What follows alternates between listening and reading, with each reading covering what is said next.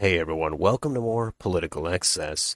This time we've got the results from the Alaska special election for the U.S. House, and it does appear to be a fairly reasonable upset.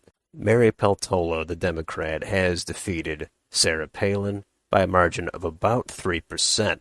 Given the ranked choice voting, everyone was on edge, didn't know what was going to happen, and in the end, Nick Begich III, the other Republican, most of his vote was transferred to Sarah Palin, but some of it did go to Mary Peltola, and there was a lot of blank ballots, and that is what put Peltola over the top.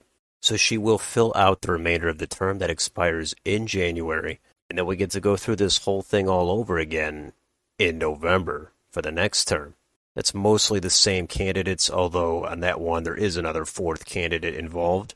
I do think this top four ranked choice voting, I think it took too long to get the results. It took a couple of weeks. I get it. It's Alaska. There's rural areas. It takes time to count the votes. But there was no buildup of the counting. It was just a sudden reveal. And I don't think that's very satisfying. I do like ranked choice voting. I think it does work better in the primaries where each party has their own ranked choice voting. Maybe it's 4, maybe it's 3.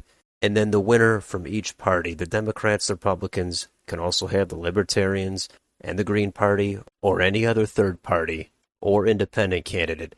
Then each of those winners would go on to the general election, and then you could do ranked choice voting again. Personally, I find that to be more satisfying, so you don't end up with 2 Democrats or 2 Republicans in the general election. And then there's also the blank ballots aspect. I don't find that very satisfying. I don't think there's any other way around it if you're doing ranked choice. It just leaves everybody in too much suspense for which votes are transferred where, who voted for nobody, and I just don't find that to be really all that appealing. The way Alaska did it was the nonpartisan blanket primary or the jungle primary. A ton of candidates ran, all on one ballot. That's how they did it. We'll see what people think of it. Of course, I'm going to advocate for my own method.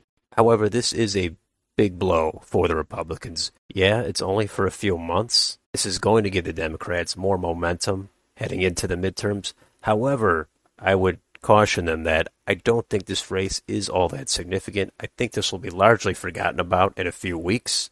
And the big takeaway from these results is that Sarah Palin is not well liked at all. I think she is despised even amongst a large number of Republicans. I did watch a lot of the debate. She does try to talk policy.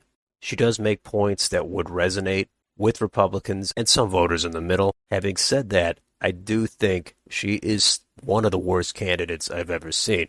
Most of that is based on her personality. She did get elected governor of Alaska a decade and a half ago. But ever since her vice presidential run, personality just does not resonate with any kind of wide audience. And I don't think people are able to forget that. I don't think they're going to overlook it or shake it off. Donald Trump did endorse Sarah Palin, and he's not doing that on her personality. He's doing that for the loyalty and for, I guess, some policy positions. But Republicans would have won this with Nick Begich. I still thought Palin would have pulled it out by a couple of points at least.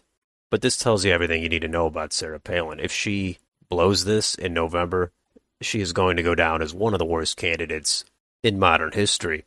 I think a good comparison is to actually compare her to Kamala Harris. They both incidentally ran for vice president. They're both women, but that's irrelevant. I think it's largely their personalities are equally off-putting to the other side and to a lot of people in the middle. And they even tend to put off some of their own party as well. Their personalities are different, but there is virtually zero crossover. Those 2 candidates, I think, are probably equally bad. But they both have their following, they both have their defenders, they both have their supporters. So anyway, that's a recap of this Alaska special. We'll see where it ends up leading, but let me know what you think of these results. Are you surprised? Did Sarah Palin completely blow it? Could she win in November? Let me know in the comments.